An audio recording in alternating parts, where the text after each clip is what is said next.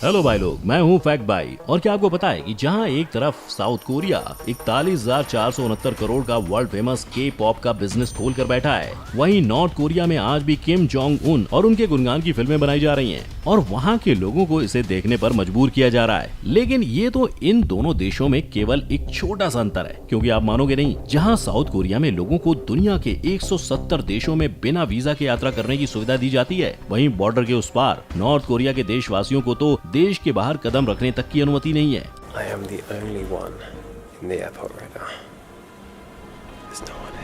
I know, आपको ये सब सुन के बड़ा अजीब सा लग रहा होगा, पर आप मानोगे नहीं, नॉर्थ कोरिया के लोगों को किम भैया ने इस तरह दुनिया से अलग थलग करके रखा है कि वहाँ के लोगों को एसी वाली गाड़ी भी कोहिनूर के हीरे की तरह अनमोल लगती है। यकीन नहीं होता ना? लेकिन ऐसी और भी अतरंगी फैक्ट्स को हम देखने जा रहे हैं आज के video title 5 differences between North Korea and South Korea में। Number 1, automobiles. जहां पूरी दुनिया की तरह साउथ कोरिया भी ऑटोमेटिक गाड़ियों की तरफ अपने कदम बढ़ा चुका है, वहीं दूसरी ओर आप विश्वास नहीं करेंगे कि नॉर्थ कोरिया में गाड़ियों के अंदर एसी और इलेक्ट्रिक विंडोज जैसे बहुत साधारण से फीचर 2018 में जाके लोगों तक पहुंचाए गए थे और आज भी इन्हें एक लग्जरी आइटम ही माना जाता है। और इस चीज का विशेष कारण है वहाँ के supreme leader Kim Jong Un, जिनको अपने देशवासियों के दिल में उनके प्रति एक डर की भावना बनाए रखनी है। तभी तो नॉर्थ कोरिया में आज भी सिर्फ और सिर्फ बहुत ही महत्वपूर्ण और दिग्गज लोगों के पास गाड़ियां होती हैं, जिसके कारण नॉर्थ कोरिया में आज भी हर 1000 लोगों पर सिर्फ 11 गाड़ियां मौजूद हैं। लेकिन देवियों और सज्जनों, नॉर्थ कोरिया को किसी से कम समझने की गलती बिल्कुल मत करना, क्योंकि इनके पास तो अपनी खुद की गाड़ी बनाने की कंपनी है और पायोंगा मोटर्स नाम की एनके की ये कंपनी टैक्सी से लेकर एसयूवीज तक सब कुछ बनाने में एकदम एक्सपर्ट है। लेकिन अपनी खुद की कंपनी होने के बावजूद नॉर्थ कोरिया में आज भी इतनी ज्यादा गरीबी है कि लोगों के बीच कार्स का डिमांड बिल्कुल ना के बराबर है, जिसकी वजह से वहाँ के लोग आज भी साइकिल से ट्रैवल करना पसंद करते हैं। और वहीं दूसरी ओर साउथ कोरिया में दुनिया की 2 लीडिंग कार मैन्युफैक्चरिंग कंपनियां Hyundai और किया ने अपनी शुरुआत की है। शायद इसीलिए साउथ कोरिया दुनिया में 6वां सबसे बड़ा ऑटोमोटिव इंडस्ट्री होने के लिए भी जाना जाता है, जहां ये हर 1000 लोगों पर 475 गाड़ियां बनाता है। Number 2, entertainment.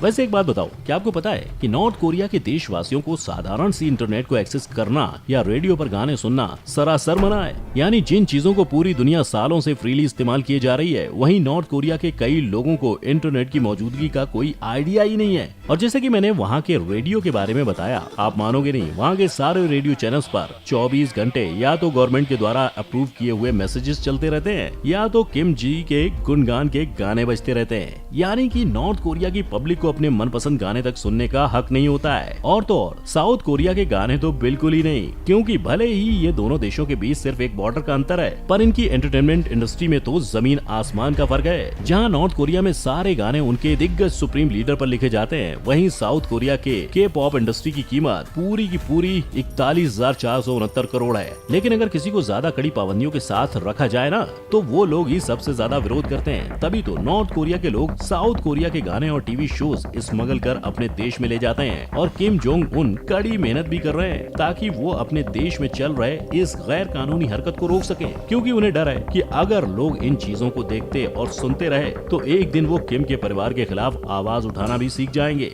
Number 3, culture. क्या आप इमेजिन कर सकते हैं कि आज 21वीं सदी में जहां सारी दुनिया की तरह ही साउथ कोरिया में भी लोग अपने हिसाब से कपड़े पहनते हैं, वहीं नॉर्थ कोरिया के लोगों को आज भी उनके सुप्रीम लीडर के द्वारा अप्रूव किए गए कपड़े ही पहनने पड़ते हैं। यही सोच रहे हो ना कि ये लोग कितनी पिछड़े हुए सोच के, पर ये तो कुछ भी नहीं, क्योंकि जहां साउथ कोरिया के लोगों में अपने पसंदीदा सिंगर की तरह हर महीने अपने बालों का रंग बदलना एक काफी साधारण सी बात है, वहीं दूसरी तरफ नॉर्थ कोरिया में किम जोंग उन भैया का प्रकोप इतना ज्यादा है कि वहाँ के लोगों का हेयर स्टाइल भी इन्होंने पहले से ही डिसाइड करके रखा है। पर दोस्तों, इनका पागलपन यहीं खत्म नहीं होता, क्योंकि 2005 में ये खबर आई थी कि किम के पापा जी के राज में ये हेयर स्टाइल वाले अजीब से रूल्स को लोगों तक पहुंचाने के लिए इन लोगों ने तो एक पूरा टीवी का शो ही बना डाला था। यानी समझ रहे हो किस हद तक नॉर्थ कोरिया की पब्लिक को कंट्रोल किया जाता है। और जाहिर सी बात है, अगर इनको अपने हिसाब से बाल कटवाने की अनुमति नहीं है तो क्लब वगैरह जाने का तो कोई सवाल ही पैदा नहीं होता है। पर हमारे नॉर्थ कोरिया के भाई लोग भी किसी से कम नहीं है,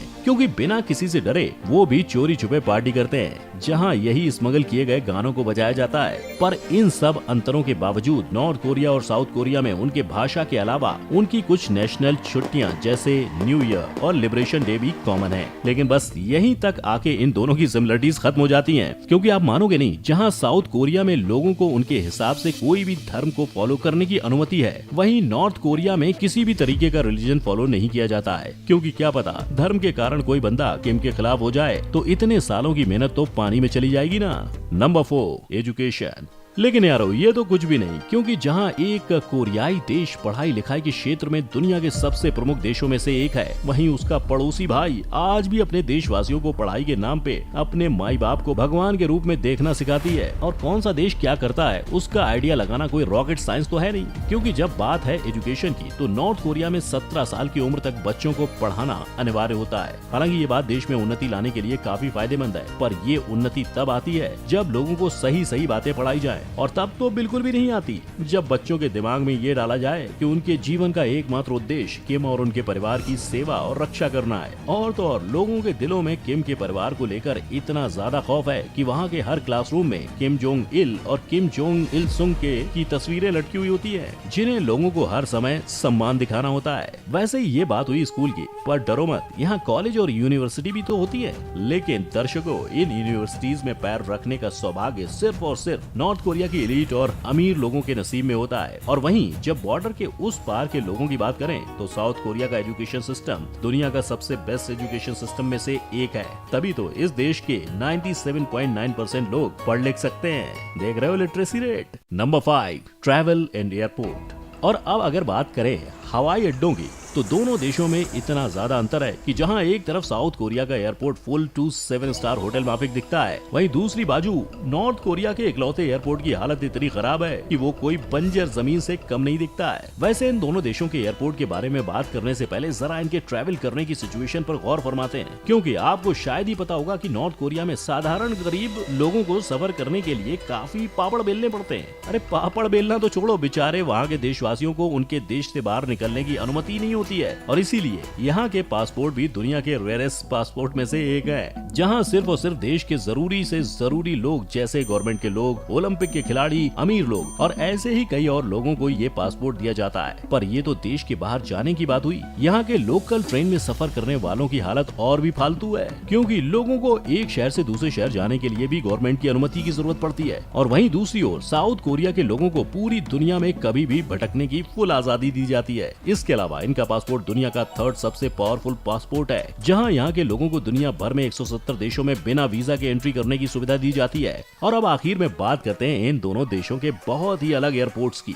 जहां नॉर्थ कोरिया के पास मात्र एक अंतर्राष्ट्रीय हवाई अड्डा है, वहीं साउथ कोरिया में 8 इंटरनेशनल एयरपोर्ट्स मौजूद हैं। और नॉर्थ कोरिया के कम एयरपोर्ट होने का कारण ये है कि यहाँ साल भर में सिर्फ 6000 जितने विदेशियों का आना होता है। वहीं साउथ कोरिया के सियोल इंटरनेशनल एयरपोर्ट की बात करें तो वहाँ 5 करोड़ से ज्यादा पब्लिक हर साल आते जाते रहते हैं। और आए भी क्यों ना भाई, इनके एयरपोर्ट के अंदर गार्डन से लेकर प्राइवेट सोने के रूम्स, आइस स्केटिंग रिंग्स, स्पास और पता नहीं क्या क्या है। यानी एक बात तो क्लियर है कि दोनों देशों में जमीन आसमान का फर्क है। जहां साउथ कोरिया इस स्पीड में प्रगति की ओर बढ़े जा रहा है कि नॉमिनल जीडीपी के हिसाब से ये देश दुनिया की 10वीं सबसे बड़ी इकोनॉमी है, वहीं ऐसा लगता है कि किम के कड़े नियमों की वजह से नॉर्थ कोरिया दिन ब दिन और पीछे छूटता जा रहा है। आपको क्या लगता है, क्या नॉर्थ कोरिया कभी साउथ कोरिया के लेवल पर पहुंच पाएगा? नीचे कमेंट में मुझे अपनी राय जरूर बताइएगा। और अगर आज के वीडियो से आपको कुछ भी ज्ञान हासिल हुआ हो तो इसे लाइक और अपने दोस्तों के साथ शेयर जरूर कर दीजिए। हाँ, अगर ऐसी ही दुनिया भर के और इंटरेस्टिंग फैक्ट्स देखते रहना चाहते हो तो हमारे चैनल को सब्सक्राइब करके साइड में दिख रहे बेल आइकन को भी हिट कर दो। और अब मुलाकात होगी अगली बार, तब तक के लिए जय हिंद।